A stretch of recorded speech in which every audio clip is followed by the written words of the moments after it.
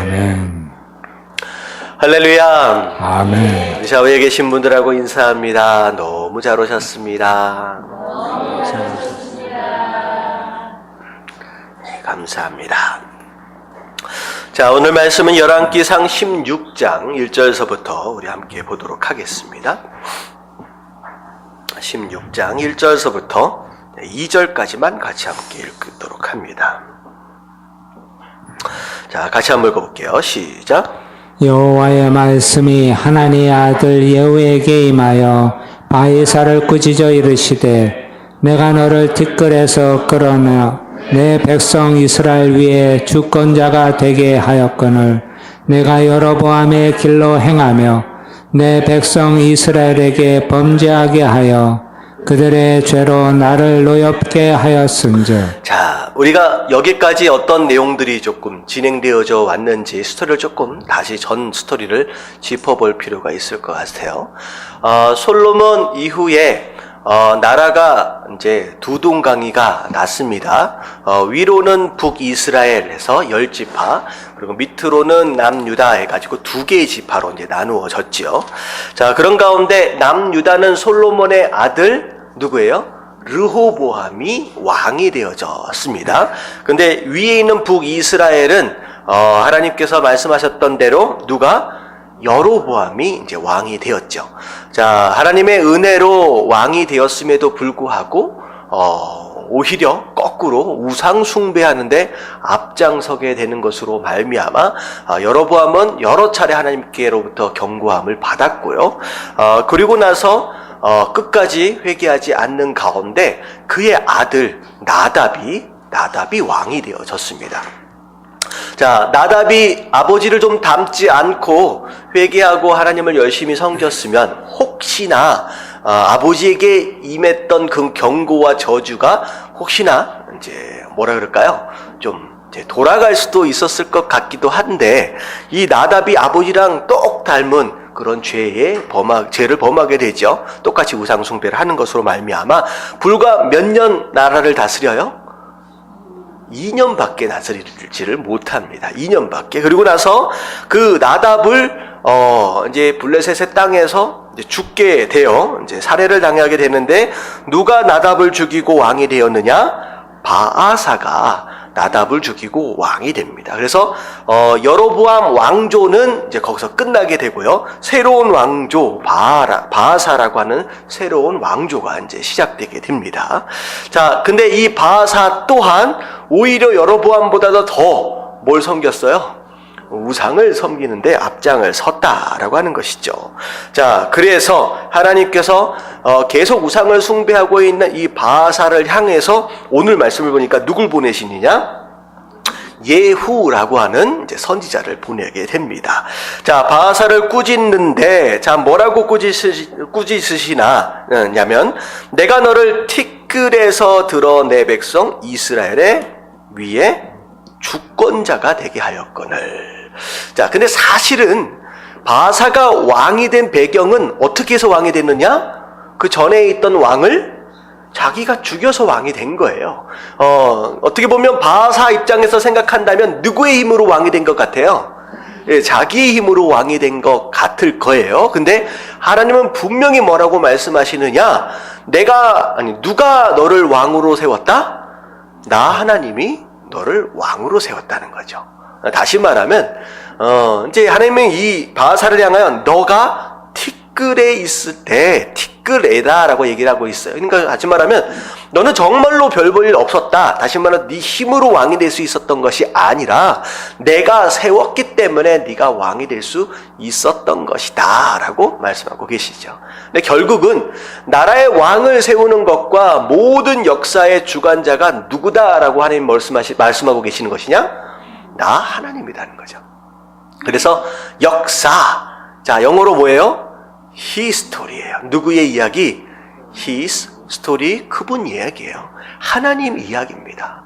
다시 말하면 왕을 세우는 것도 나라의 흥망성쇠 이 모든 것도 하나님의 주권 아래 있고 주님이 이 나라들을 다 다스려 간다라고 하는 거죠. 역사의 주인 되어지신다. 근데 결국은 이 얘기는 나라의 주인도, 나라의 주권자도, 역사의 주인도 하나님이시다라고 한다면, 자, 우리 인생의 주인도 누구일 수밖에 없다는 거예요. 하나님이라는 거예요. 결국은 내 삶의 주님, 주권자가 바로 하나님이시다라고 하는 것을 결국은 이 말씀에서 우리가 인정하도록 하시는 거예요. 네가 네 마음대로 네 능력이 있어서 왕이 되고 뭐가 되고 할 수 있는 것 같으냐? 아니다. 왕도 내가 세우는 것이고 네 인생의 주인도 나다. 이 나라의 주인도 바로 나다라고 말씀하시는 거예요. 여러분, 신앙의 시작은 나의 삶의 주인이 누구다? 하나님이다 라고 하는 것을 인정하는 것에서부터 시작됩니다. 자꾸 내 인생을 내 마음대로 살아가려고 내가 스스로 계획하고 준비하고 살아가지 마시고요. 내 삶의 주인은 하나님이시다 라고 하는 걸 인정하시는 가운데 내 삶의 모든 것들을 하나님 앞에 맡겨드릴 줄 아는 그런 성도들 되어주시길 주님의 이름으로 축원합니다. 아멘.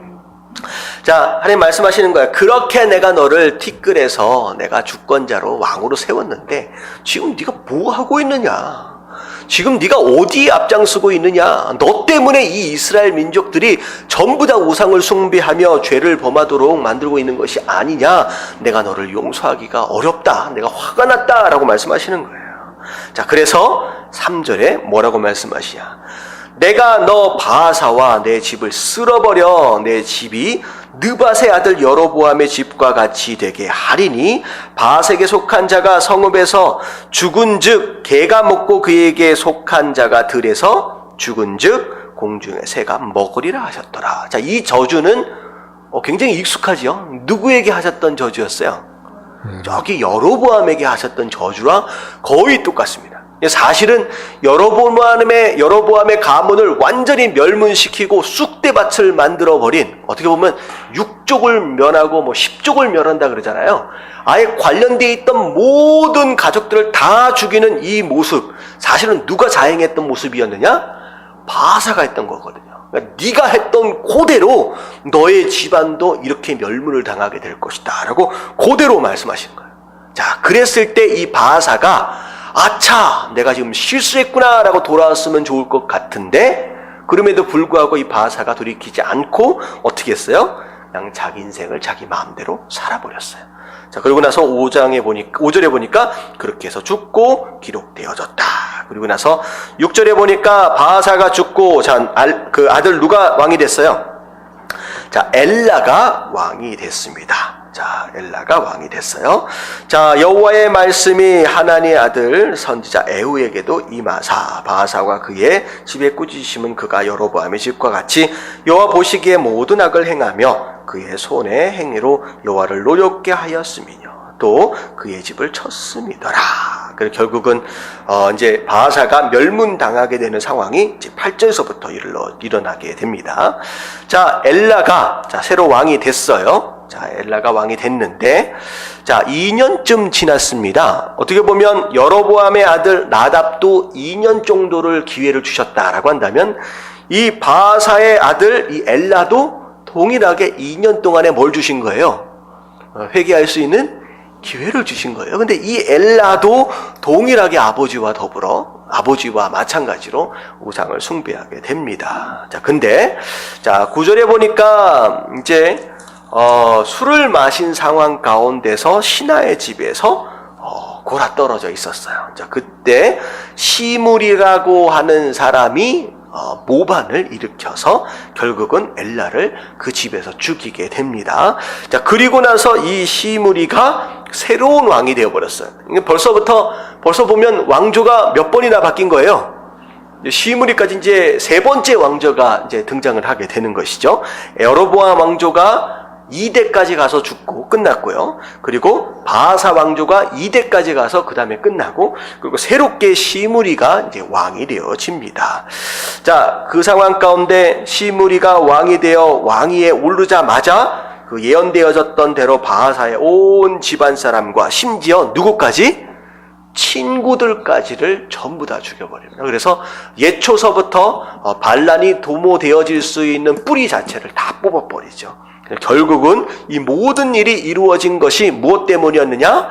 하나님의 말씀이 이미 있었었고, 그리고 끝까지 돌이키지 않고 회개하지 않았었기 때문에 결국은 바사 가문이 이렇게 멸문을 당하게 되는 상황이 벌어졌다라고 하는 것이 바로 14절까지의 말씀이죠. 결국은 이제 그런 것 같아요.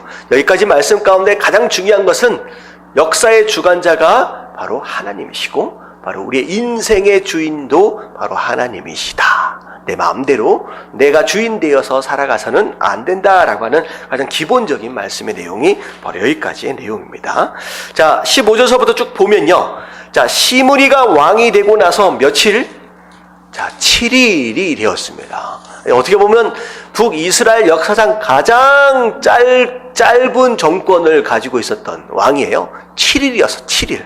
자, 7일 동안 왕이 되었는데, 자, 그때를 보면, 자, 5절 뒤에 보면, 그때의 백성들이 블레셋 사람에게 속한 깁드본을 향하여 진을 치고 있더니, 자, 이 말씀만 읽어보면, 자, 우리 앞에, 누구죠?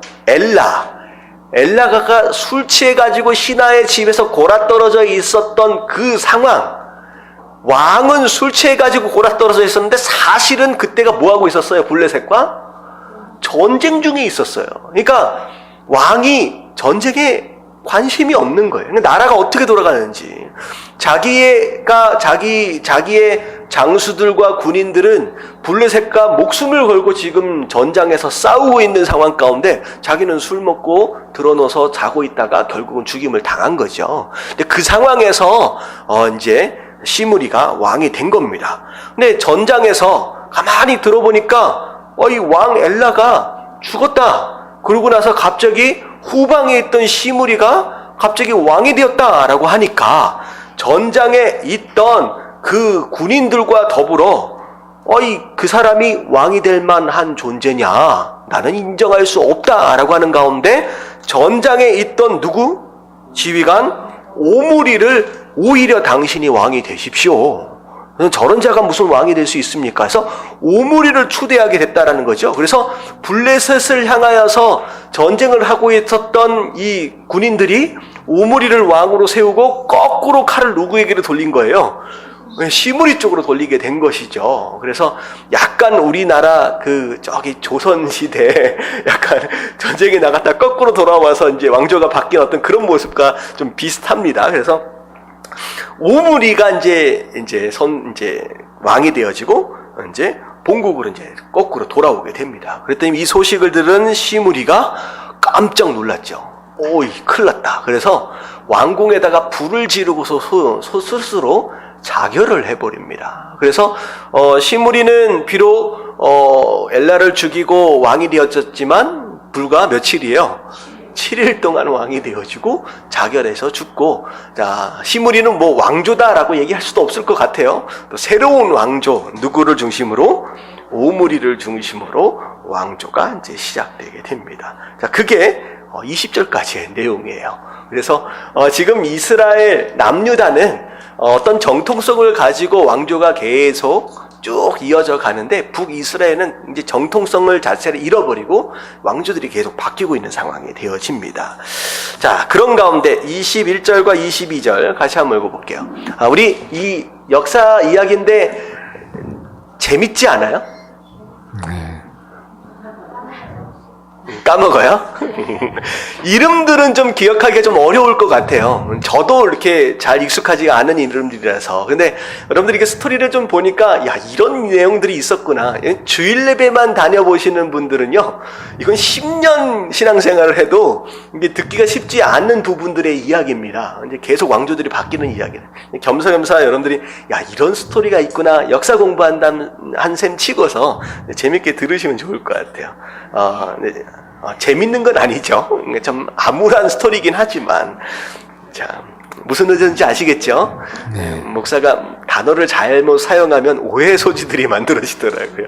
자, 21절과 22절 같이 한번 읽어봅니다. 시작. 그때 이스라엘 백성이 둘러나뉘어 그 절반은 기낫의 아들 디브니를 따라 그를 왕으로 삼으려 하고 그 절반은 오므리를 따랐더니. 자, 여기까지요. 누구든 왕을 죽이고 왕이 되는 거예요. 무슨 얘기인지 아시겠죠? 왕조라고 하는 개념 자체가 이제 없어져 버렸습니다. 누구든 기회를 봐서 왕을 죽이면 누가 될 수 있어요? 자기가 왕이 될 수 있는 거예요. 그러니까 오므리가 왕이 됐는데 어느 순간에 생전 들어보지도 못한 디분이라고 하는 사람이 나도 왕이 되겠다라고 이제 사람들을 모아서 이제 올라온 겁니다. 근데 이 오므리와 디분이 저는 디분이 굉장히 이름이 굉장히 생소해서 결국은 싸워서 누가 이겼어요? 이제 오므리가 왕이 되어집니다. 이런 식으로 왕조가 바뀌면요, 그때는 이제 굉장히 왕들이 긴장을 할 수밖에 없죠. 왕권을 유지하기 위해서 강압적인 정책을 쓸 수밖에 없는 상황이 됩니다. 마치 지금 저기 위에 동네에서 그 젊은 이제 누구 있잖아요. 그 굉장히 강압적인 정책을 쓰고 있는 이유가 뭐냐면 불안한 거예요.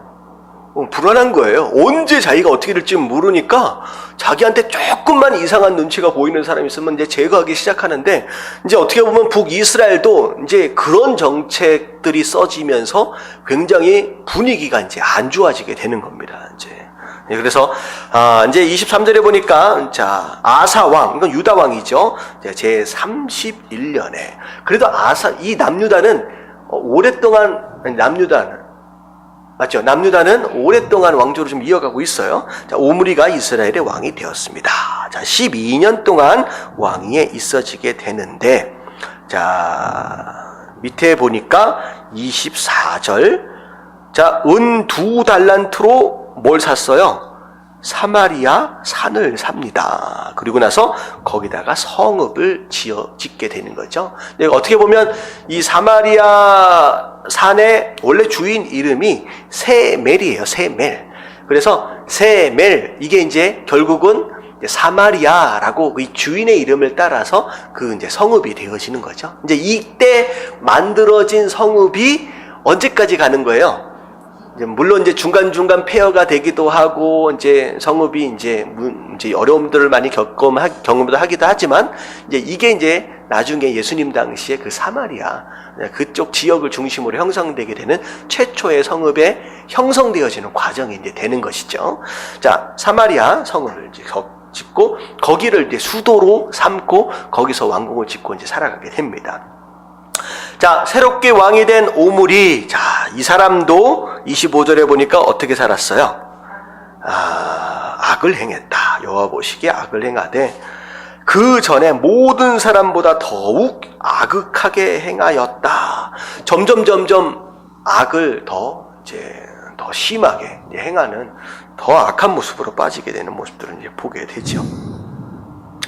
자, 그러면서 쭉 내려가면요, 결국은 계속 우상숭배하고 하나님을 노엽게 합니다.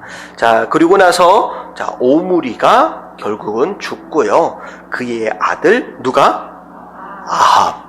그 이름도 유명한, 진짜 유명한 아합이 이제 여기서 등장을 하게 되죠.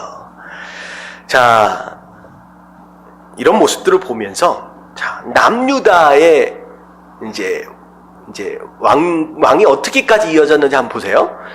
솔로몬의 아들 르호보암이 왕이 된 다음에 르호보암의 아들 아비암이 왕이 되고요. 그 다음에 아비암까지는 나쁜 왕이었는데 아사에서는 좋은 왕이 등장을 하죠. 좀 아쉬움이 남기는 하지만, 자, 왕이 몇 번 바뀌었어요? 몇 번째 왕이에요? 3번째 왕이잖아요. 자, 근데 북이스라엘은 여로보암에서 나답 죽고요. 새로운 왕조 바하사에서 엘라, 그 다음에 죽고요. 시므리 7년 동안 왕으로 있다가 오므리에서 아합으로 넘어왔어요. 벌써 몇 번째 왕이 되었느냐? 7번이나 바뀌는 거죠. 그러니까 이게 보니까 이제 북이스라엘은 끊임없이 내전과 외전에 시달리게 되는 겁니다. 전체적으로 보면. 계속 왕이 바뀌어지고 계속 여러 가지 이런 안 좋은 일들이 벌어지는 것으로 말미암아, 그러니까 이런 거죠. 하나님의 은혜가, 하나님의 손이 이 북이스라엘을 떠나버리시니까 그동안의 솔로몬 시대 전반기까지만 해도 하나님이 다 보호하셨거든요. 평안했거든요. 전쟁 없었거든요. 아무도 안 덤볐거든요. 근데 그 하나님과의 관계가 끊어지고 하나님을 떠나고 그것으로 말미암아 하나님의 은혜가 떠나니까 어떻게 돼요? 이 국내와 국외와 이 모든 상황 가운데 아카심에도 블레셋하고 전쟁하고 있었잖아요. 그러니까 내전과 외전이 끊어지지 않는 문제투성이의 삶을 이 북이스라엘이 살고 있다라고 하는 것이죠. 이건 곧 무엇을 의미하느냐? 평생 삶에 닥쳐온 문제를 해결하기 위해 발버둥치가 치다가 가는 인생이 너무 많다는 거예요. 너무 많다는 거예요. 문제가 생기면 하나님 이 문제 해결해 주세요 해서 문제 해결하고 나면 그 다음에 또 어떤 문제가 있어요. 또 다른 문제, 또 다른 문제. 그러니까 죽을 때까지 문제만 해결하다가 끝나는 인생이 있다라고 하는 거죠. 사명 한 분도 생각해 볼 겨를이 없어요. 먹고 사는 것 때문에 사명이고 뭐고 집중하고 뭘 할 수 있는 시간이 없이 그냥 먹고 사는 거에 매달려서 평생 문제 해결하다가 시간 낭비 다 하고 가는 인생들이 많이 있다라고 하는 것이죠. 뭐에 문제가 있기 때문이에요? 하나님과의 관계에 문제가 있기 때문에. 여러분, 혹시나 내 인생 끊임없이 문제 가운데 문제 해결하다가 여태껏 달려가고 있는 성도들이 있다라고 한다면 여러분 그 문제에 뭘 찾아야 돼요? 여러분 뿌리를 찾아야 돼요. 이 뿌리를 빨리 제거해야 된다라고 하는 거죠. 사실은 북이스라엘의 문제의 뿌리는 부분적으로 일어나고 있는 내전과 외전이 아니죠. 뭐가 뿌리예요? 문제의 뿌리는 하나님과의 깨어진 관계예요. 예배가 무너졌기 때문이라는 거죠. 여러분들 이 관계만 이것이 회복되어질 때 그때 제대로 된 인생을 사는 것이죠. 여러분 이런 식으로 북이스라엘은 결국 발전하는 게 아니라 퇴보하는 이런 나라가 망하는 나라가 될 수밖에 없다는 거죠. 결국은 이런 식으로 더 약해지다가 어떻게 돼요? 나중에 북이스라엘한테 멸망을 당하게 되는 거예요. 그래서 여러분들 평생 문제만 해결하다가 가는 인생 되지 마시고요. 진짜 문제의 뿌리를 빨리 찾아서 뽑으심으로 말미암아 사명도 감당하고 의미 있는 삶을 살다가 가질 수 있는 저와 여러분들 되시길 주님의 이름으로 축원합니다. 자, 30절과 31절까지 한번 같이 한번 읽어볼게요. 30절과 31절 다 같이 시작. 오므리 아들 아합이 그의 이전의 모든 사람보다 여호와 보시기에 악을 더욱 행하여 느밧의 아들 여로보암의 죄를 따라 행하는 것을 오히려 가볍게 여기며 시돈 사람의 왕 엣발의 딸 이세벨을 아내로 삼고 가서 바알을 섬겨 예배하고. 자, 아합이 왕이 됐습니다. 이 아합은 더욱 창조적으로 악을 행하기 시작합니다. 심지어는 이방 여자였던 그 아내와 더불어 이세벨과 더불어 바알과 아세라를 섬기는데 아주 열심을 냈죠. 근데 특별히 이 아합과 이세벨 이 두 쌍은 그야말로 북이스라엘 최고의 악을 행했던 그야말로 대단한 이제 두 부부가 됩니다. 자, 그런 가운데 잠깐 위의 내용은 좀 놔두고 그거 먼저 볼게요. 제가 이 아합과 이세벨을 좀 이제 등장하는 모습들을 보면서 그런 생각을 해봤어요. 이스라엘을 가장 악한 나라로, 악하고 죄악으로 가득 찬 그런 나라로 이끌어가는데 앞장섰던 이 아합과 이세벨. 다른 전에 있는 나라에 다른 전에 있던 왕들은 이름도 들어보기 쉽지 않았던 왕들인데 아주 유명하잖아요. 이 유명한 이 두 사람을 보면서 만남이라고 하는 것을 좀 생각을 해봤습니다. 만남. 지금 북이스라엘에 누굴 잘못 만난 거예요? 지도자를 잘못 만난 거예요. 단순히 지도자만에 대한 내용들은 아니겠죠. 우리가 만남을 생각할 때 어떻게 하면 행복해질 수 있을까?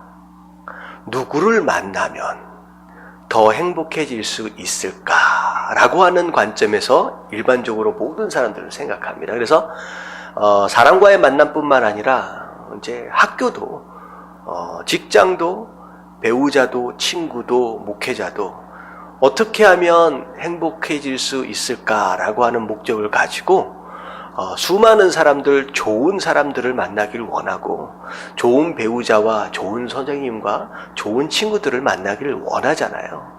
그래서 만남이 그렇게 중요하다라고 얘기를 합니다. 근데 이 말씀을 쭉 읽으면서 제가 그런 생각을 해봤어요. 과연 나는 내 주변에 있는 사람들에게 있어서 어떤 사람인가? 나는 어떤 만남인가? 라는 생각을 해봤습니다.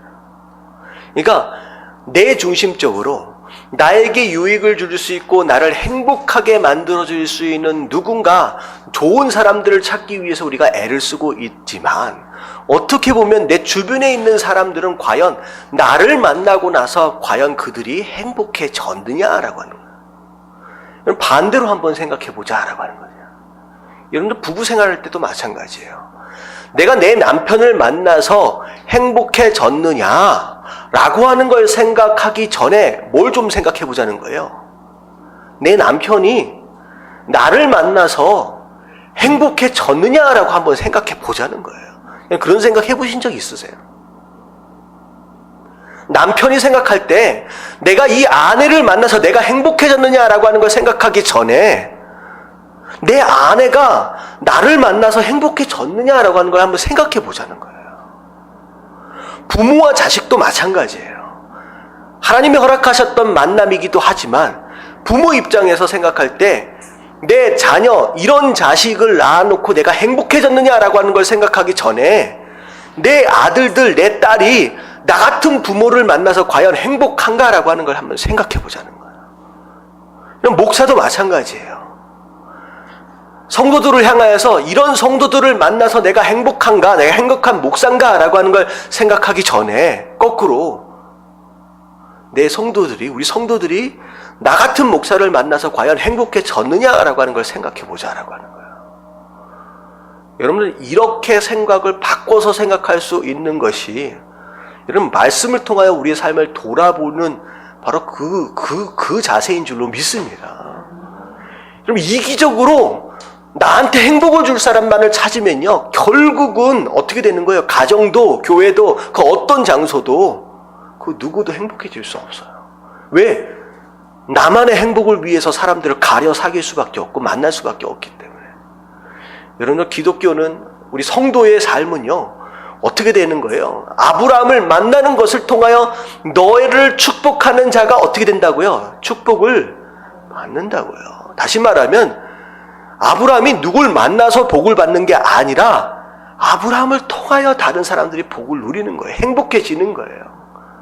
여러분 그런 성도의 삶을 사시게 되길 주님의 이름으로 축원합니다.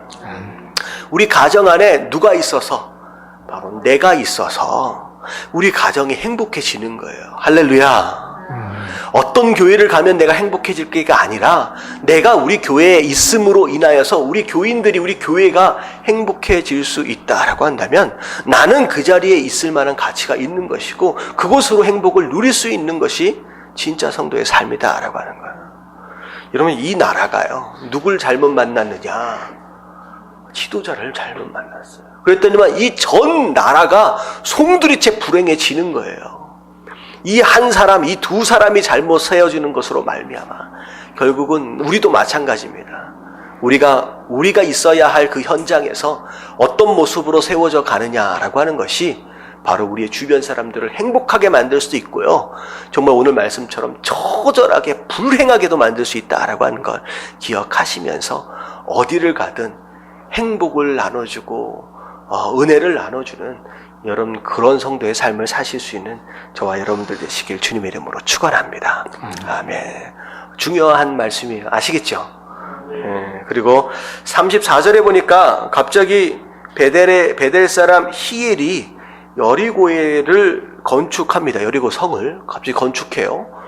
그랬더니 어떤 일이 벌어졌어요? 맏아들이 죽고 막내 아들이 죽는 일이 벌어졌습니다. 왜 이런 일이 벌어졌느냐? 여호수아를 보면 여리고성이 무너졌을 때 여호수아가 하나님과 더불어 약속한 게 있었어요. 자, 어떤 약속을 했어요? 누구든 이 여리고성을 건축하는 자는 그 털을 닦을 때 맏아들이 죽을 것이고, 그리고 문을 달 때, 이제 건축의 마무리죠. 문을 달 때 그 막내가 죽을 것이다 라고 했던 하나님과의 약속이 있었는데, 그 약속을 지키지 않고 히엘이 야, 이 땅 아무도 집 안 짓네. 아, 싼 땅이니까 내가 집 짓자 하고서 성읍을 딱 지어 넣습니다. 그래서 결국 말씀대로 이 히엘의 두 아들이 죽게 되는 것이죠. 근데 이 히엘이 아들이 죽어서까지 성읍을 재건하는 것으로 말미암아 이 여리고성이 이제 사실은 존재하게 되는 거예요. 만약에 이 히엘이 여리고성을 짓지 않았다라고 한다면 예수님 당시의 여리고성은 없죠. 예수님 당시의 여리고성 하면 누가 생각이 나요? 여리고성을 지나 가시다가 거기서 누굴 만나요? 뽕나무 위에서 삭개오를 만나잖아요. 그때 거기가 여리고성이거든요. 결국은 이 히엘이 재건하지 않았다라고 한다면 여리고성, 예수님 당시 여리고성도 어쩌면 존재하지 않을 수도 있을 것 같습니다. 그래서 이 사마리아 성읍과 여리고성이 성읍이 이제 조성되어진 역사적 배경이 바로 오늘 바로 이때부터 이제 시작되었다라고 이제 생각하시면 될 것 같아요.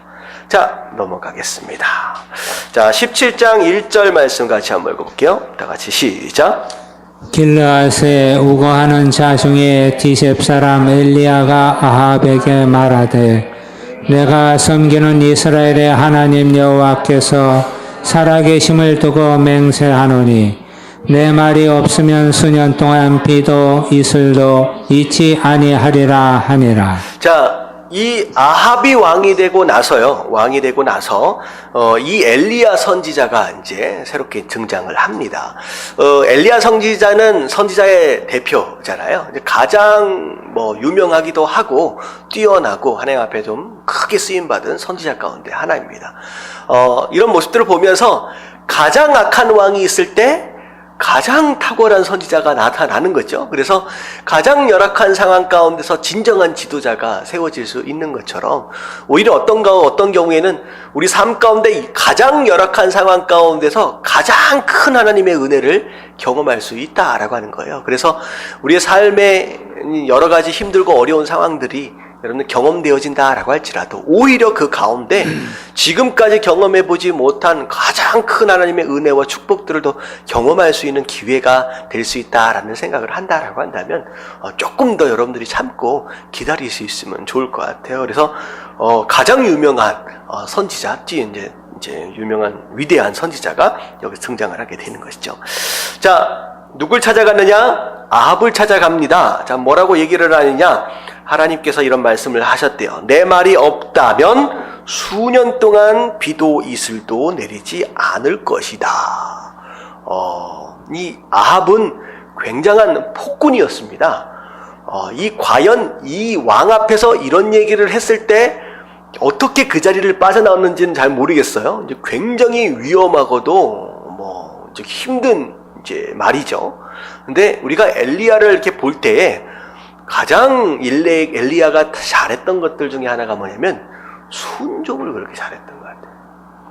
굉장히 위험하고 어려운 상황임에도 불구하고 설명이 필요가 없어요. 그냥 하나님의 말씀이 임하면 그냥 엘리야는 뭐 했어요? 그냥 순종하는 거예요. 이게 굉장히 중요한 모습입니다. 이게 이제 쭉 내려가면서 계속 반복되어서 나올 거예요. 자, 근데 왜 갑자기 비를 내리시지도 않도록 하는 이런 재앙을 이제 하나님께서 허락하셨느냐? 자, 바알은 뭐에 관련된 신이냐면 농사에 관련된 신이에요. 그래서 바알을 열심히 섬긴다라고 하는 것은 결국은 어떻게 해달라는 거예요? 가을에 추수 많이 하게 해달라는 거죠. 결국은 그걸 지금 바알을 붙들고 있기 때문에 하나님께서는 누구를 대적하신 것이냐? 바알 신을 대적하시면서 바알이 신이 아니다라고 하는 걸 보여주기 위해서 지금 비를 내리시지 않는 가운데 농사를 지금 다 망치시기로 작정을 하신 거예요. 근데 사실 애굽 같은 경우에는 나일강이 있어서 어느 정도 비가 내리지 않아도요, 애굽에 비가 안 내려도요, 나일강이 어디서 시작하냐면 우간다 쪽에서 시작을 해요. 그래서 우간다에 비가 오면 어떻게 돼요? 나일강 쪽의 애굽은 물이 마를 일이 없습니다. 걱정할 일이 없어요. 애굽에 비가 안 와도. 근데 중요한 건 뭐냐면 이스라엘은요, 강이 없어요. 여러분 요단강은 이 뭐라 그럴까 농경수로 사용할 수 있는 그 정도의 강이 아닙니다. 여름이 되면요 거의 사람이 지나갈 수 있을 정도로 무릎팍까지밖에 안 돼요. 나중에 비가 많이 올 때만 이제 좀 범람해서 사람이 건너가기 좀 어렵지, 거의 강이라고 생각하기보다는 오히려 시냇가 정도에 불과합니다. 그래서 그걸 끌어다가 농경용수로 쓰일 수 있는 상황이 아니에요. 그리고 이스라엘 가나안 땅은요 어떻게 보면 거의 황무지입니다. 그러니까 이른 비 늦은 비 때를 따라 내리는 비가 아니면요 거의 말라 죽는 땅이에요. 그래서 가나안 땅이라고 얘기를 하실 때 젖과 꿀이 흐르는 땅이다라고 하는 것은 무엇을 전제로 하신 것이냐? 내가 너를 위해서 뭘 내려줄 때 때를 따라 비를 이른 비 늦은 비를 잘 내려줄 때만이 이게 낙원이 되는 땅이에요. 근데 이 땅에 몇 년 동안이 수년 동안 비가 안 내린다라고 하는 것은 나라가 망하는 겁니다. 끝장이 난 겁니다. 굉장히 두려운 얘기죠. 근데 그 이야기를 이제 선포를 하고서 이제 엘리야가 나왔어요. 자, 나왔는데, 자, 굉장히 위험하잖아요. 이제 아마도 아합이 이 엘리야의 목숨을 엄청 눈을 부르키고 찾고 있을 겁니다. 그런 가운데 하나님께서 엘리야를 이제 숨기시는데, 요단 앞쪽에 있는 그리시나가 쪽으로 숨기십니다. 그리고, 이제 그리시네가에서 물을 얻도록 하시고, 자, 까마리기를 동원해가지고 빵과 고기까지를 이제 날라다 주시는 거예요. 그러니까 딜리버리를 해주시는 겁니다. 그래서 이제 까마귀가 요즘에 그거 있잖아요. 요기요인가 그래서 전화 이렇게 하면 이제 배달되는 거 있잖아요. 굳이 전화를 누를 필요가 없이 아침 저녁으로 고기하고 빵하고가 자동적으로 이제 배달이 되는 그런 삶을 이제 살게 된 거죠. 자, 여기까지만 해도 너무 괜찮아요. 근데 비가 하도 안 오니까 뭐까지 마르기 시작했느냐? 시냇물이 마르기 시작하는. 여러분 같으면 무슨 생각을 했을 것 같아요? 지금 엘리야가 처음부터 하나님 말씀에 순종한 거거든요. 말씀에 순종해서 한 걸음 한 걸음을 가고 있는데 점점 열악해지는 상황이 되어진다는 거죠. 그런데 이 엘리야가 하나님을 향하여 불평하거나 원망을 합니까? 안 합니까? 혹시나 속으로 했을지는 모르겠지만 말씀해 보니까 없어요. 그냥 말라도 기다리고 있는 거예요. 여러분, 여기서 굉장히 중요한 내용인데요. 이 생명의 상 위에 제목을 굉장히 잘 붙였습니다. 뭐라고 붙였냐면 순종에 따르는 고난, 그리고 나중에 이 과부 얘기가 나오는 사르밧 과부 얘기 나오는데 순종으로 인한 응답. 다시 말하면 말씀에 순종했더니 복을 받을 수도 있고 응답을 받을 수도 있지만 때로는 말씀에 순종하는 것을 통하여 오히려 내 삶이 더 어려워질 수 있다는 거예요. 고난이 있을 수도 있다는 거죠. 근데 중요한 건 뭐냐면 그렇다라고 할지라도 끝까지 내가 말씀에 순종한 것에 대하여 뭐해서는 안 된다. 후회해서는 안 됩니다. 후회해서는 안 돼요. 말씀에 순종해서 출애굽을 했던 이스라엘 백성들이 조금 어려워지니까 어떻게 하자는 거예요? 후회했어요. 출애굽한 걸 후회했어요. 돌아가자라고 하는 그 얘기는 우리가 나왔던 것을 잘못했다고, 잘못된 선택이었다라고 후회하는 거예요. 그랬을 때 하나님 뭐라고 말씀하세요? 거기에 하나님 화가 나시는 거예요. 그래서 40년 동안을 광야에서 헤매게 되는 겁니다. 여러분들 아무리 어려워지고 있다라고 할지라도, 아무리 벼랑 끝에 몰려가고 있는 상황이다라고 할지라도, 여러분들 떨어져서 죽는다라고 할지라도 여러분 하나님을 향하여 선택하고 순종했던 그런 모습들을 절대 후회하거나 원망하거나 불평하지 마십시오. 여러분, 이게 신앙이에요. 진짜 하나님을 믿는다라고 한다면 원망하거나 불평하지 않음과 동시에 후회하지도 않는 것이다 라고 하는 것이죠.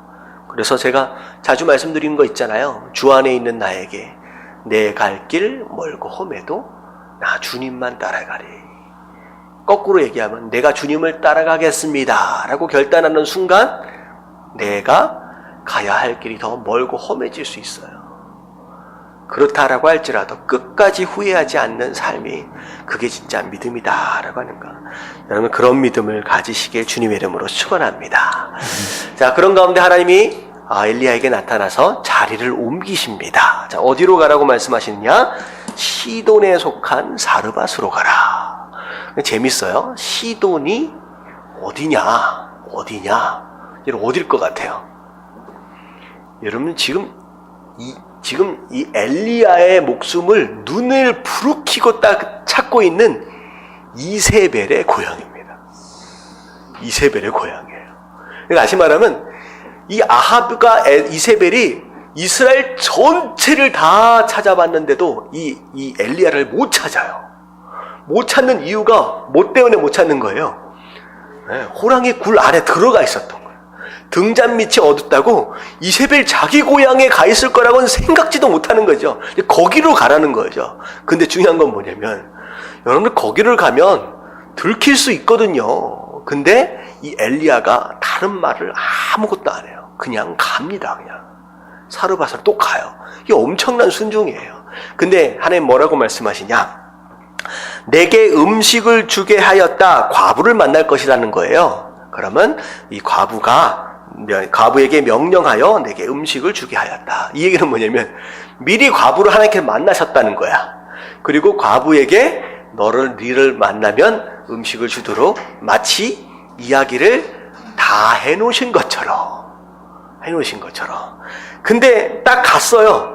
딱 갔더니만 이 과부를 하나를 만나는데 나뭇가지를 줍고 있어요. 물 한 그릇을 달라라고 했더니, 그리고서 떡 한 조각을 좀 갖다 달라라고 했더니 뭐라 그래요?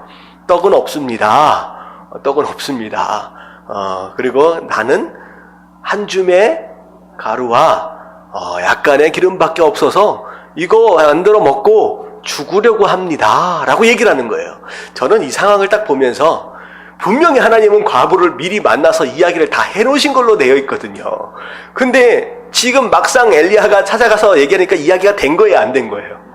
이 과부는 전혀 모르는 얘기예요. 그냥 먹고 죽으려고 했다는 거죠. 저는 이 말씀을 읽으면서 옛날 생각이 나더라고요. 무슨 생각이냐면 아마 저희 부모님들은 기억을 못 하실 거예요. 제가 이제 학교에서 늦게 이제 오면서 아버지 어머니가 이제 어딜 나가 계시게 된 거예요. 그래서 저녁상을 차려주실 수가 없는 상황이 돼서 어머니가 그런 얘기를 하시더라고요. 우리 어디 있을 때냐면 영등포 신길동에 우리 교회가 있을 때 2층인가 3층인가 교회가 있었거든요. 근데 1층에 보르네오 가구점이 하나 있었고 그 옆에 조그만한 짜장면집이 있었어요. 근데 제가 아침에 학교를 나갈 때 어머니가 뭐라고 말씀하시냐, 학교 갔다 오면 엄마 아빠가 없으니까 짜장면집에 가서 짜장면 한 그릇을 먹어라. 늦게 올 거니까 이제 그렇게 얘기를 하신 거예요. 근데 저는 이제 짜장면 먹으니까 너무 좋잖아요. 그래서 학교 끝나자마자 딱 갔더니만 손님이 아무도 없는 거야.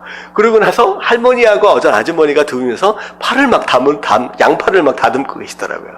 뭐라고 얘기를 해야 될지 모르겠는데 저희 엄마가요 여기에서 짜장면을 먹으라 그랬는데요 라고 얘기를 하니까 분명히 어머니가 얘기를 해놓으신다고 했는데 얘기를 하니까 얘기가 전혀 안 돼 있는 거야. 이거 굉장히 당황스럽잖아요. 나중에 알고 보니까 이야기를 해놓고 가시는 걸 잊어버린 거야. 저는 이 말씀을 읽으면서 그 이야기가 되어져 있어야 되는데 이야기가 안 되어 있는 가운데 먹으러 들어와 있는 저의 모습, 제가 그때 한 2학년밖에 안 돼 있었대거든요. 여러분 제 입장이 어떻게 됐겠습니까? 굉장히 난처한 상황이 되고 과연 내가 여기서 음식을 먹을 수 있을 거냐. 결국은 저는 저기 위에 윗집에서 왔는데요 라고 얘기가 돼서 먹고는 갔는데 먹고 나오는 순간까지 이게 코로 들어가는지 입으로 들어가는지 애매하게, 어떻게 보면 엘리야가 이 상황이 된 것 같아요. 분명히 말해 놓는다고 했는데 전혀 모르고 있는 상황이잖아요. 근데 중요한 건 뭐냐면 엘리야가 최소한 입 밖으로라도 하나님 앞에 불평하거나 원망하지 않아. 하나님 이야기 다 해놓으신다면서요 라고 얘기하지 않아요. 그냥 차분하게 뭐라고 얘기하느냐, 거기서부터 13절부터 나옵니다. 그에게 이르되 두려워하지 말고. 그러니까 엘리야 자기 입장에서 생각한다면 하나님 이야기해 놓으신다면서요 라고 이야기할 수 있었을 것 같은데, 엘리야는 철저하게 개인적으로 생각하는 게 아니라 오히려 그 절박한 상황에 있는 과부의 마음을 뭐하고 있어요? 오히려 위로하고 있는 거예요. 두려워하지 말라. 와, 이런 마음을 품는다. 이게 참 제가 부러워하는 참 주의종의 모습인데, 이런 마음을 가질 필요가 있을 것 같습니다. 그리고 뭐라고 얘기하느냐? 가서 내 말대로 하려니와. 이 말만 보면요, 마치 만들어 먹고 죽어라 라고 얘기를 하는 것 같은데, 그 뒷얘기가 중요해요. 먼저 그것으로 나를 위하여 작은 떡 한 개를 만들어서 가져와라. 그러고 나서 뭐라 그래요? 그 후에 너와 내 아들을 위하여 만들어라. 이건 굉장히 큰 믿음입니다. 어떻게 해요? 만들어서 가지고 오면 그 다음에 만들 게 있어요, 없어요? 사실은 없어요. 그것이 끝이거든요. 그러면 먹을 것이 없이 거기서 그냥 굶어 죽는 건데, 엘리야가 뭘 얘기를 하느냐? 나를 위해서 만들어 와라. 그럼 없는데, 근데 그 다음에 너를 위하여 만들어 먹어라 라고 얘기하는 이 얘기는 마치 어떤 장면하고 흡사하냐? 이삭을 바치러 올라가는 아브라함, 그 아브라함이 종에게 했던 얘기랑 거의 흡사합니다. 내가 이삭과 더불어 산에 올라가서 예배를 드리고 어떻게 올 것이다가 나만 오는 것이 아니라 내 아들과 함께 내려온대요. 분명히 이삭을 만약에 바쳐버렸으면 어떻게 돼요? 내려올 땐 누구 혼자 내려와야 돼요? 아브라함 혼자. 근데 아브라함의 믿음은 비록 내가 이삭을 바친다라고 할지라도 그 이삭을 어떻게 하실 수 있다는 거예요? 달리 사실 살리실 수 있다라고. 함께 내려오시도록 하겠다. 왜냐하면 이 이삭을 통하여 약속하셨기 때문에. 이 엘리야의 믿음이 바로 그런 거예요. 나를 위하여 음식을 만들어 와라. 그 다음에 네가 음식을 만들어 먹어라 라고 하는 것은 그 마지막으로 만드는 그 음식이, 그 떡이 결단코 마지막이 되지 않을 것이다 라고 하는 그 고백이다라는 거죠. 여러분, 하나님께서 마지막 붙들고 있는 그 의지, 그것을 내놓으라 하실 때, 여러분, 그것이 내놔지는 것을 통하여 우리로 하여금 자멸해버리라고 그걸 달라고 하시는 분이 아니다라는 거죠. 여러분, 하나님을 정말로 신뢰할 수 있다라고 한다면 마지막 그것을 내놓으라 하실 때마저도 우리는 어떻게 할 수 있다? 기꺼이 내놓을 수 있는 그것이 진짜 믿음이다라는 거죠. 여러분, 이렇게 되어질 수 있을 때 결국 이것에 사로잡고는 순종합니다. 어떻게 보면 과연 그 다음에 음식이 있어질 것이냐라고 하는 것에 대한 것을 일단은 이제 좀 뒤로 냅두고라도 최소한 누구의 명령이었기 때문에, 주의 종의 하나님의 명령이었기 때문에 그냥 순종한 거예요. 내가 못 먹더라도 주의 종이라도 내가 대접하겠다라고 하는 그 마음으로 대접한 거예요. 그랬더니 나중에 어떻게 돼요? 16절 같이 한번 읽어볼게요. 다 같이 시작. 여호와께서 엘리야를 통하여 하신 말씀같이 통에 가루가 떨어지지 아니하고 병에 기름이 없어지지 아니하니라. 여러분, 마지막 남은 그 떡덩어리 하나를 붙들고 있으면 어떻게 돼요? 결국은 그 떡 하나 먹고 죽는 거예요. 하지만 하나님께서 마지막 남은 그 하나를 달라 하실 때 여러분 순종할 수 있다라고 한다면 여러분들 그 가운데 하나님의 채우심과 응답하심을 경험할 수 있다라고 하는 거죠. 여러분, 마치 그것과 비슷합니다. 그 옛날에 시골에 가면 이렇게 물 이렇게 펌프 있잖아요. 그거 하려면 어떻게 해야 돼요? 한 그릇 떠가지고 넣어야 되잖아요. 이 한 그릇 아깝다고 벌컥벌컥 마셔가지고 마셔버리고면 어떻게 됩니까? 그거 마시고 끝나는 거잖아요. 그걸 부을 수 있으면 그것을 근거로 끊임없이 흘러나오는 그 샘물을 맛볼 수 있게 된다라고 하는 거. 여러분들, 하나님께 마지막 것이다라고 할지라도 믿음으로 드릴 수 있는 저와 여러분들 되시길 주님의 이름으로 축원합니다. 아멘. 아멘. 자, 17절을 보면, 자, 2일 후에 가루도 떨어지지 않고 기름도 떨어지지 않았어요. 너무 행복한 거죠. 응답 받았잖아요. 그래서 죽을 수밖에 없는 상황 가운데서 어떻게 보면 새로운 삶을 얻은 거예요. 근데 이 일이 이루어지는 가운데 갑자기 아들이 병에 걸려서 죽어버렸어요. 이게 사실 과부 입장에서 본다면 아들은 희망입니다. 삶의 유일한 의미예요. 이 과부가 여태껏 누구 바라보며 살았을까요? 이 아들 보고 살았어요. 아무리 가루가 떨어지지 않고 먹을 것을 끊임없이 먹는다라고 할지라도 아들이 없어지면요, 살아갈 의미가 있어요, 없어요? 지금 없는 상태가 되어버린 겁니다. 근데 하나님께서 그걸 거두어 가시는 거예요. 자, 그랬더니면 이 여인이 뭐라 그래요? 엘리야에게 나랑 무슨 상관이 있어서. 다시 말하면 왜 날 찾아와서 나로 하여금 이렇게 어렵게 만드느냐라고 얘기를 하는 거예요. 사실은 엘리야 안 만났으면 어떻게 될 뻔했어요? 벌써 며칠 전에 죽었죠. 아들 죽은 게 아니라 다 죽었죠. 이게 인간의 뭐라 그럴까요? 간사함이라 그럴까요? 내가 지금까지 얼마만큼을 누렸느냐라고 하는 것이 아니라 그건 기억을 못하는 거예요. 지금 당장 내가 만난 문제에 집착하는 것으로 말미암아 모든 은혜를 다 잊어버리는 거예요. 이미 죽어서 없어질 수밖에 없는, 죽어 있을 수밖에 없는 인생이었는데 여태껏 살아놓고선 이 얘기를 하는 것이죠. 여러분들, 이 원망하는 이 모습은 결국은 모하지 못했기 때문이에요. 하나님을 믿지 못하기 때문에. 여러분, 원망은 불신앙입니다. 불신앙이에요. 지금 계속 엘리야는 절대 원망하지 않잖아요. 결국은 믿음 안에서 나오는 모습들이에요. 근데 이렇게 됐어요. 근데 엘리야의 반응, 저는 제가 만약에 엘리야였다라고 한다면 굉장히 저도 당황했을 것 같아요.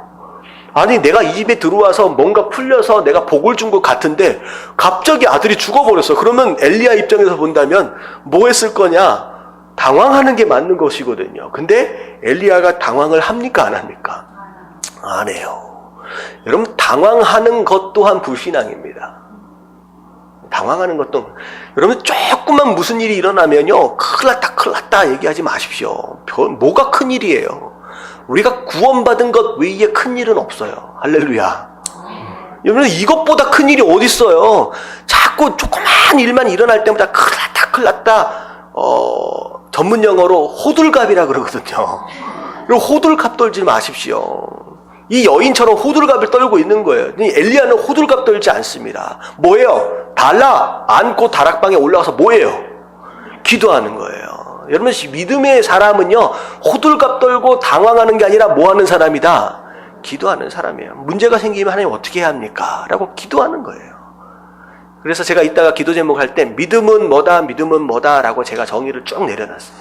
그럼 믿음은요, 당황하지 않는 거예요. 어떤 상황 가운데서도 기도하는 것을 잊지 않는 것이 바로 믿음입니다. 자, 기도해요. 하나님 살려달라고.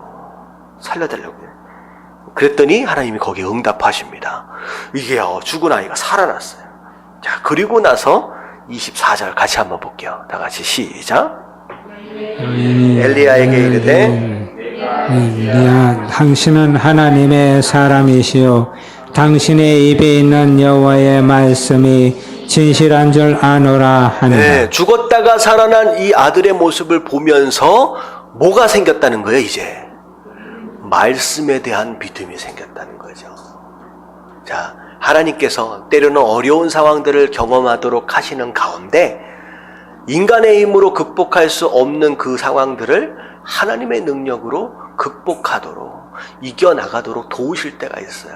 그때를 기적이다라고 얘기도 하기도 하고, 이제 신기한 일들이 일어나거든요. 근데 중요한 건 그것들을 허락하시는 이유가 뭐예요? 그것을 통하여 더 하나님 말씀에 믿음을 세워가도록 하기 위한 것이다. 이제서야 이 사르밧 과부가, 지금 엘리야가 하나님의 사람이 맞구나. 이 사람이 이야기하고 있는 이 말씀, 정말 내가 믿어야 하겠구나. 라고 하는 말씀에 대한 확신과 믿음이 생겨가게 되었다라고 하는 거예요.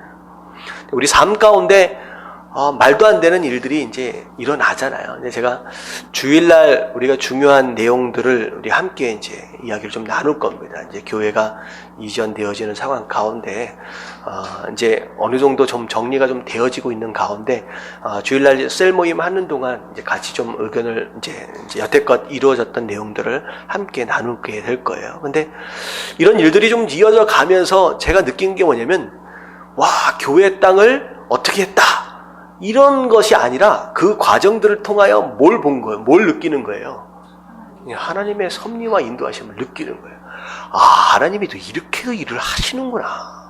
그런 것과 동시에 하나님께서 우리에게 주신 비전에 대한 확신이 느껴지고, 하나님이 도우시는구나. 하나님 이걸 원하시는구나. 라고 하는 것에 대한 확신이 생겨간다라고 하는 것이죠.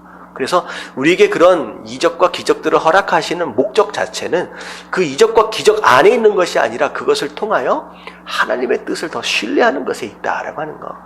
여러분 그렇게 믿음을 세워가실 수 있는 저와 여러분들 되시길 주님의 이름으로 축원합니다. 아멘. 자, 목요일날 금요일까지 말씀까지 좀 볼게요. 자, 1절 말씀 18장 1절 말씀 같이 한번 읽어봅니다. 시작. 많은 날이 지나고 제3년에 여호와의 말씀이 엘리야에게 임하여 이르시되 너는 가서 아합에게 보이라. 내가 비를 지면에 내리리라. 네, 비가 안 온 지 3년이 됐습니다. 굉장히 오랜 시간이죠. 자, 그 가운데 갑자기 하나님이 엘리야에 보고 가서 아합을 만나라. 또 엘리야는 아무런 변명이나 핑계나 아무것도 없이 그냥 바로 순종하고 갑니다. 그게 어떻게 보면 저는 이 엘리야의 순종하는 모습들을 보면서 누구랑 좀 비교가 되냐면 모세랑 좀 비교가 돼요. 모세를 애굽 땅에 보내실 때에 내 백성을 구원하기 위해서 보내실 때 모세는 하나님하고 뭐 했어요? 논쟁했어요. 하나님이 모세를 설득하기 위해서 애를 쓰셔야 돼요. 한 번 보내기 위해서 애를 쓰시다가 나중에는 하도 안 간다 그러니까 보낼 자를 보내소서라고 하는 별 이상한 소리까지 하니까 하나님 모세를 향해 뭐라고 말씀하세요? 나중에는 야 누가 입을 만들었냐 하면서 화를 내시는 거야. 화도 승질 나시는 거야. 그러니까 어떤 사람은요 뭘 좀 보내고 시키면요 구구절절 설명을 다 해줘야 되고 설득을 해야 돼. 그러니까 시키기에 편한 사람이야 불편한 사람이에요. 굉장히 불편한 사람이 있어요. 그래도 어떻게 보면 하나님은 참 대단하신 분이야. 그 모세를 설득하셔서 쓰시니까. 근데 엘리야의 모습들을 보면서 설득할 필요가 있어요 없어요? 하나님은요 엘리야에게 명령하시고 나서 단 한 말씀도 엘리야를 설득하기 위해서 설명해 준 적이 없어요. 여러분 이게 진짜 순종입니다. 여러분 이해를 다 한 다음에 그렇군요 내가 가야 하겠네요 라고 하는 게 아니에요. 지금 가야 하겠네요 라고 설득되어지고 이해되어진 다음에 움직이는 게 아니라 가라고 하면 그냥 가는 거. 여러분 이게 진짜 순종하는 주의 종의 모습이다 라고 하는 거. 여러분 이런 순종을 하시게 되길 주님의 이름으로 축원합니다. 지금 이 엘리야 찾아서 죽이려고 난리가 났는데 가라는데 그냥 아무 말 안 하고 그냥 가는 거예요. 자 가는데 이 엘리야가 아합에게 보내려고 이제 사마리아에 갔는데 기근이 너무 심해 있어요. 그런 가운데 오바댜라고 하는 사람이 나와요. 자, 이 사람은 이제 폭군, 진짜 악한 왕 밑에 있었음에도 불구하고 하나님을 경외하는 사람이었어요. 그러니까 내가 누구 밑에 있어서 어쩔 수 없었다라고 핑계댈 필요가 있어요, 없어요? 없어요. 그 와중에 하나님을 경외할 수 있다는 거죠. 그래서 오히려 그 현장 가운데 있었기 때문에 왕궁을 맡은 자로 있었기 때문에 오히려 어떤 일들을 할 수 있었느냐? 하나님의 선지자들을 숨길 수 있었다는 거죠. 막 찾아서 죽이려고 했을 때 가장 그 소식들을 가장 먼저 듣게 되잖아요. 그러니까 먼저 듣고 나서 먼저 숨길 수 있으니까 그런 일을 충분히 감당할 수 있었던 거죠. 그래서 목숨을 걸고 100명의 선지자를 굴에다가 숨기고 그리고 계속 음식들을 제공을 했습니다. 자, 이런 사람이 오바댜가 있었다는 거죠.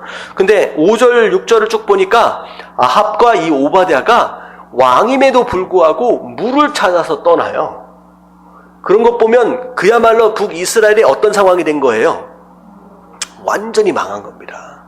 그래서 왕이 직접 걸어서 물을 찾아서 헤맬 정도의 상황이 됐다라고 한다면 이 나라는 거의 돌아볼 필요가 없이 그냥 황무지가 되어버린 거예요. 자, 이 상황 가운데서 오바다가 엘리야를 먼저 만납니다. 그러고 나서 엘리야가 오바다 보고 얘기를 하기를 아합 보고 나를 봤다고 얘기하라. 나로 하여금 아합을 만날 수 있도록 해라. 라고 하니까 오바다가 하는 얘기가 뭐냐면 도대체 내가 무슨 죄를 범했길래 지금 아합을 만약에 엘리야가 아합을 만나면 엘리야는 어떻게 됩니까?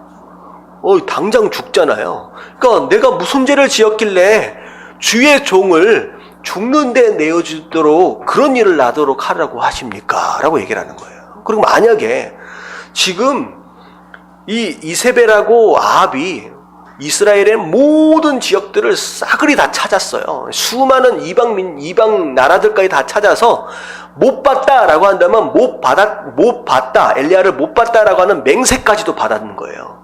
그러니까 그 정도다라고 한다면 만약에 내가 당신을 봤다라고 얘기한 다음에 결국 이런 얘기죠. 못 봤다라고 얘기할 정도로 그 주변을 싸그리 다 뒤졌는데도 엘리야를 못 찾았어. 그 얘기는 엘리야가 잘 숨어서가 아니라 누가 지금 숨기고 계신다? 여호와 하나님이 지금 숨기고 계신다는 거 아는 거예요. 하나님이 당신을 숨기고 있는데 만약에 아합한테 가서 엘리야가 저기 있습니다 라고 이야기하러 가는 순간 하나님이 당신을 숨기신다라고 한다면 또 못 찾을 텐데 그때는 누가 죽어요? 자기가 거짓말한 걸로 자기가 죽잖아요. 이래저래 자기가 어려워진 상황이 되니까 이제 얘기를 하는 거예요. 어떻게 이런 일을 할 수 있겠습니까? 나를 죽일 것입니다 라고 얘기를 합니다. 근데 이제 엘리야가 뭐라고 얘기하냐? 걱정하지 말라. 내가 오늘은 아합을 반드시 만날 것이다. 나 어디로 도망가지 않을 것이다 라고 얘기해요. 이 오바다의 모습을 보면서 어떻게 보면 참 목숨을 걸고 하나님을 경외하는 가운데 선한 일을 하고 있었지만 또 어떤 경우 오늘 같은 경우를 보면 마음 가운데 또 뭐가 있어요? 혹시나 내가 죽을까? 두려움이 또 있는 거죠. 두려움이 있는 거죠. 이제 사실 두려움의 뿌리도 뭐다? 그럼 불신앙입니다. 내 삶 가운데 뭐 때문에 막 두려워한다, 걱정하고 있다라고 하는 그 자체가 결국은 사실은 불신앙이에요. 자, 엘리야를 보니까 두려워함이 있어요, 없어요? 전혀 없어요. 어떻게 이렇게 간이 클 수가 있을지. 어떻게 보면 이게 굉장한 믿음인 것 같습니다. 이제 물론 엘리야도 나중에 보면 연약한 구석지가 좀 나와요. 근데 지금까지의 말씀들을 보면 참 대단한 것 같아요. 근데 이 말씀을 좀 보면서 또 뭘 생각할 수 있느냐? 오바댜, 왕궁을 지키는 자로서, 맡은 자로서 그 위치에 있었기 때문에 선지자 100명을 살릴 수 있는 일에 쓰임을 받잖아요. 결국 이건 뭐냐면 내게 주신 어떻게 보면 지위나 어떤 위치나 어떤 재물이나 어떤 상황들이 어떻게 보면 하나님께서 우리로 하여금 감당하도록 하기 위한 그 사명을 위해서 허락한 것일 수 있다라는 거죠. 그냥 내가 잘나선 이 위치에 있다라고 생각하지 마시고 사명을 잊지 말아야 합니다. 이런 비슷한 내용이 어디 나와요? 어디 나와요? 저기 여자 왕후 모르드게 하고 얘기가 나오잖아요. 그 여자 왕후가 이름이 뭐죠? 에스더. 야, 이 이름이 이렇게 기억이 안 나요. 이럴 때는 목사님 좀 도와주셔야 돼. 딱 모르는 척 입을 딱 다물고 있으면 안 되지. 에스더. 당신을 왕으로 세우신 이유가 뭐냐? 바로 이때를 위한 것이 아니냐. 여러분들에게 지금 누군가보다 더 넉넉하게 허락되어진 무엇인가가 있다라고 한다면 반드시 그걸 위해서 감당해야 할 뭐가 있다? 사명이 있다라고 하는 거 결코 잊지 마십시오. 오바댜가 바로 이 일을 위해서 나중에 사용되어지게 된 겁니다. 자, 마지막 금요일 날 말씀 좀 보도록 할게요. 자, 16절, 17절 같이 한번 읽어봅니다. 시작. 오바다가 가서 아합을 만나 그에게 말하매 아합이 엘리야를 만나러 가다가 엘리야를 볼 때 아합이 그에게 이르되 이스라엘을 괴롭게 하는 자여 너냐. 여러분들 17절을 딱 읽는 순간 여러분들 속으로 딱 생기는 마음이 있죠. 이스라엘을 괴롭게 하는 자여 너냐라고 얘기했을 때 여러분들 마음에 어떤 생각이 나요? 이스라엘을 괴롭게 하는 자가 누구예요, 사실? 아합이잖아요. 지가 이스라엘을 괴롭게 하고 있어놓고선 누구한테 책임을 전가하고 있느냐라고 하는 것이죠. 여러분, 이게 잘못된 모습입니다. 이 사람들이 항상 문제가 생기면 누구 탓해요? 남의 탓하잖아요. 여러분, 내가 경험하고 있는 거의 대부분의 문제는 누구 때문이다? 사실 거의 우리 안에 있는 경우가 많아요. 문제의 뿌리가 우리 안에 있는 경우가 많아요. 자꾸 누굴 잘못 만나서 누구 때문에 라고 책임 전가하지 마시고 내 안에서 그 뿌리를 빨리 찾아야 됩니다. 이게 사실 아합 자기가 잘못해서 이스라엘 전체가 고생하고 있는데 아직도 깨닫지 못하는 것이죠. 자, 그런데 이제 18절에 보면 똑같이 제가 말씀드린 대로 엘리야가 야, 내가 괴롭히는 게 아니라 네가 괴롭히고 있다 라고 지금 얘기를 해줍니다. 그러면서 19절에 바알 선지자 450명, 아세라 선지자 400명을 갈멜산에 모아라. 여러분들 굉장히 유명한 그 사건입니다. 자, 모아라. 그리고 나서 이제 갈멜산에 다 모이게 됩니다. 대단한 대결이 이루어지죠. 근데 오늘 여기서 중요한 말씀은 21절이에요. 21절. 엘리야가 백성들을 향하여 뭐라고 얘기하느냐. 21절 같이 한번 읽어볼게요. 시작. 엘리야가 모든 백성에게 가까이 나아가 이르되 너희가 어느 때까지 둘 사이에서 머뭇머뭇 하려느냐. 자, 여기까지요. 둘 사이에서 머뭇머뭇 하려느냐. 자, 둘이다라고 하는 것은 누구와 누구 사이예요? 하나님과 바알 사이죠. 자, 진짜 온전한 신앙생활은 세상과 하나님 사이에서 자꾸 이것저것 계산하고 눈치 보고 갈등하는 가운데 살아가는 사람이 아니라 어떻게 하는 사람이에요? 진짜 온전한 신앙은 진리를 향하여서 모든 것을 송두리째 던져 넣을 수 있는 사람이에요. 이게 진짜 신앙이에요. 많은 사람들이요, 세상과 하나님 사이에서 저울질합니다. 마치 신앙생활을 뭐처럼 생활을 하느냐? 혹시나 지옥이 있다, 혹시나 천국이 있다라고 한다면 어떻게 될까요? 안 믿으면 큰일 나잖아요. 그러니까 혹시나 있을 수 있는 천국과 지옥 때문에 마치 뭘 들어놓는 것과 같아요? 보험 하나를 들어놓은 것과 같이 신앙생활을 해요. 그리고 일단은 교회를 일주일에 한 번씩은 가줘. 그래야 보험 든 것이 확실해지니까. 그것마저 안 가면 이상해지잖아요. 그 대신 삶은 어디서 살고 있어요? 세상에서 그냥 사는 거예요. 적당하게 이쪽에 한 다리 저쪽에 상 다리 해서 깡총깡총 뛰어다니는 어떤 그런 신앙의 모습들을 살고 있다는 거죠. 이게 어떻게 보면 이때 당시에 이제 이스라엘의 모습도 그런 모습이었다는 거예요. 근데 하나님은 그건 보험을 들었다라고 생각하지만 하나님은 그걸 인정하세요, 안 하세요? 인정을 안 하시겠다는 거예요. 더 이상 머뭇하지 말라. 그건 신앙이 아니다라는 거죠. 여러분, 이 머뭇머뭇 거린다라고 하는 단어의 원래 뜻은요, 뭐냐면 절뚝거린다라는 단어입니다. 절뚝거린다. 여러분, 어떤 사람이 절뚝거려요? 불편한 사람이, 장애가 있는 사람이 이제 절뚝거리잖아요. 결국은 하나님과 세상 사이에서 머뭇머뭇거리고 있는 이런 모습의 신앙은 결국은 영적인 불구자와 같다라고 하는 거예요. 불구자와 같다. 신앙생활은 그게 아니라는 거예요. 계산하거나 아니면 눈치 보거나 여러 가지 갈등하는 가운데 자기 상황에 따라, 이게 어떻게 보면 기회주의적 신앙이거든요. 이게 유리한 것 같으면 저쪽에 싹 붙었다가, 이게 괜찮은 것 같으면 이쪽에 붙었다가 라고 하는 그런 기회주의적 신앙생활은 어떻게 보면 간사함이고요. 그건 하나님께서 이제 인정하시는 신앙의 모습은 아니다라고 하는 거예요. 그래서 많은 사람들이 이제 생각을 합니다. 둘 사이에서 계산하고 판단하다가 이쪽에 유리하면 이쪽에 붙고 이쪽에 유리하면 이쪽에 붙는 거. 참 이게 지혜롭다고 생각을 하는 거예요. 결코 이게 지혜는 아니에요. 이런 사람들의 특징이 뭐냐면, 여러분들, 결국은 한 마음이 아니라 두 마음이란 뜻이거든요. 여러분, 두 마음, 갈라진 마음, 원래 이 어원에서 시작되어진 단어가 어떤 단어가 있는지 아세요? 두 마음, 갈라진 마음. 여러분 이것을 어원으로 한 단어가 근심과 걱정입니다. 그러니까 평생 마음을 둘로 쪼개놓고선 저울질하는 인생을 계속 살면요, 뭐가 떠나지 않아요? 근심과 걱정이 떠나지 않습니다. 여러분 이건 지혜가 아니에요.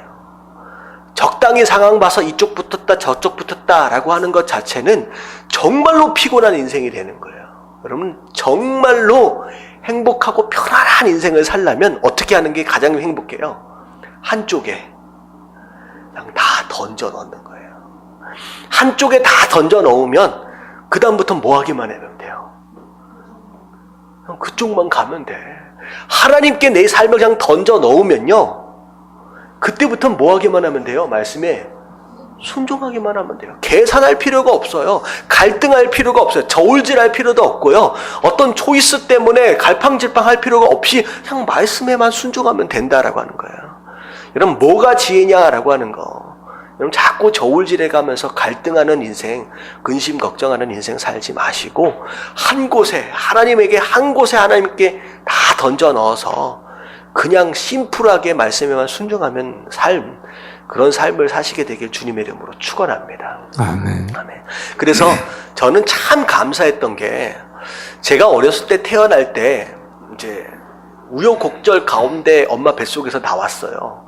그래서 제가 이제 하도 오랜 산고를 하시다가 결국은 너무 안 나와가지고 이제 집게로 찝어가서 냈거든요. 잘못하면 애도 죽고 엄마도 큰일 난다고.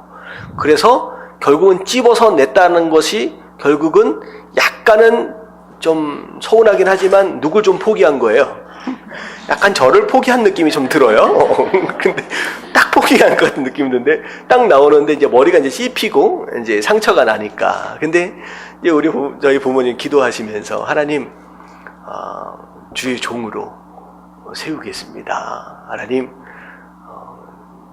정상적인 아이가 좀 될 수 있도록 하나님 도와달라고. 근데 약간 머리에 제가 상처가 있습니다. 이렇게 이마에도 있어요. 근데 정상이잖아요. 아닌가요? 그래도 제가 생각할 때 그래도 좀 이상한 부분이 있긴 있지만 그래도 노멀한 이제 목회자입니다. 근데 결국은 저와의 의논도 저의 허락도 없이 하나님과 약속을 해버리셨어요. 그 어렸을 때 주의 종으로. 근데 어렸을 때부터 이제 항상 그 얘기를 듣고 자랐어요. 너는 주의 종이 될 사람이야.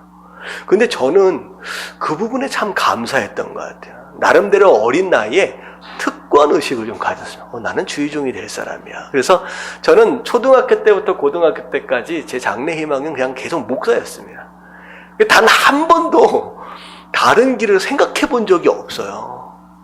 그러니까 제가 어떻게 보면 미국에 유학을 가게 된 것도, 거기서 사명을 키운 목회자가 되는 어떤 그런 모든 상황도 그냥 제가 가야 할 그 외길, 그리고 저에게 허락하신 영적 권위자들, 아버지에게, 그리고 미국에서는 저기 이제 저쪽 신승훈 목사님에게 그냥 순종하면서 왔더니 누구도 계획하지 못했던, 상상하지도 못한 정말로 선한 길로 하나님 인도에 가시고 지금의 이때까지 인도에 주셨다라고 하는 거죠. 그래서 저는요 너무 편했던 것 같아요. 제 인생 가운데 그 어떤 순간도 갈등하거나 고민한 적이 없었던 것 같아요. 그 다음에 내가 어떤 길을 가야 할지 제가 의도적으로 고민할 필요 없었어요.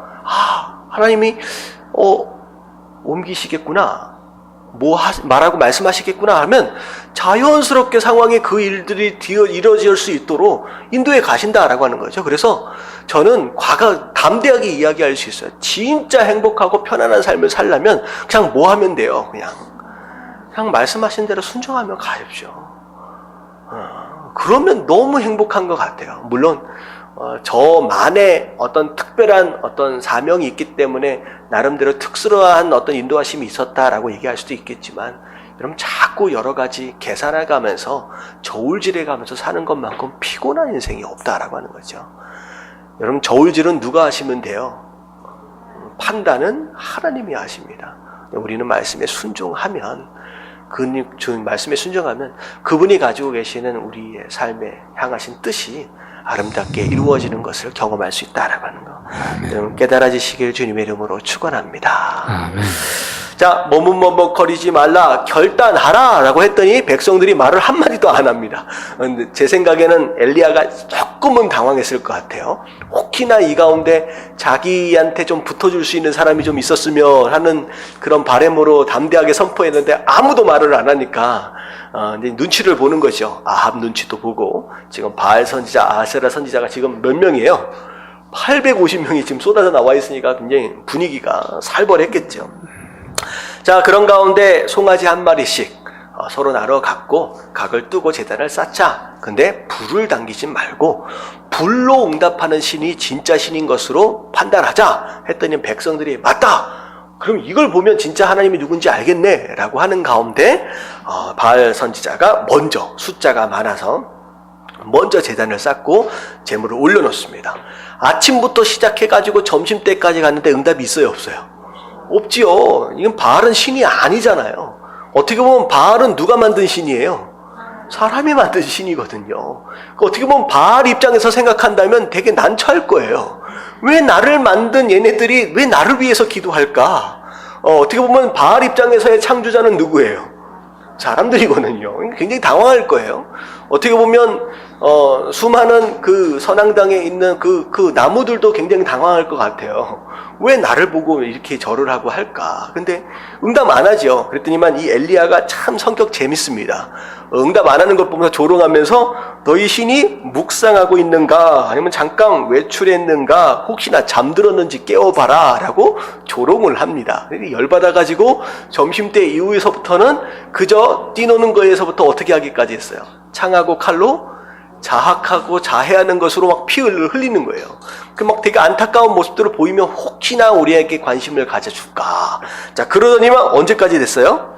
저녁에 소제를 드릴 때까지 했어요. 여러분들 해가 니웅니웅 넘어가고 있습니다. 최소한 몇 시간 뛰놓은 거예요? 거의 최소한 9시간을 뛰놓은 거예요. 9시부터 시작해서 6시까지. 그러니까 이 바알 선지자, 아세라 선지자는 거의 기진맥진, 거의 일어서지도 못하는 상황까지 되어버렸습니다. 이제 끝난 거죠. 더 이상 기회가. 결국은 아무 소리도 아무 응답도 없었다. 왜? 그건 신이 아니기 때문이다. 아무것도 아니 험한 것을 위해서 그렇게 목숨을 걸고 섬겼다라고 하는 거죠. 그것을 섬기기 위해서 수많은 왕들이 경고를 받고 죽어나가는 상황 가운데서 이것에 매달리고 있었다라고 하는 거죠. 여러분 아무것도 아닌 거예요. 결국은 수많은 인생들이요. 응답되어질 수 있는, 응답할 수 없는 허망한 것들을 붙들고 평생 살아가다가 그렇게 죽는 인생이 있다라고 하는 거예요. 그래서 여기 말씀까지 좀 보면서 우리의 신앙은 무엇이고 뭘 붙들고 있느냐라고 하는 거예요. 진짜 하나님을 붙들고 있느냐 아니면 헛된 것들을 붙들고 있느냐. 여러분 하나님을 붙들고 여러분들의 온전한 신앙, 온전한 예배로 세워갈 수 있는 저와 여러분들 되시길 주님의 이름으로 축원합니다. 아멘. 아멘.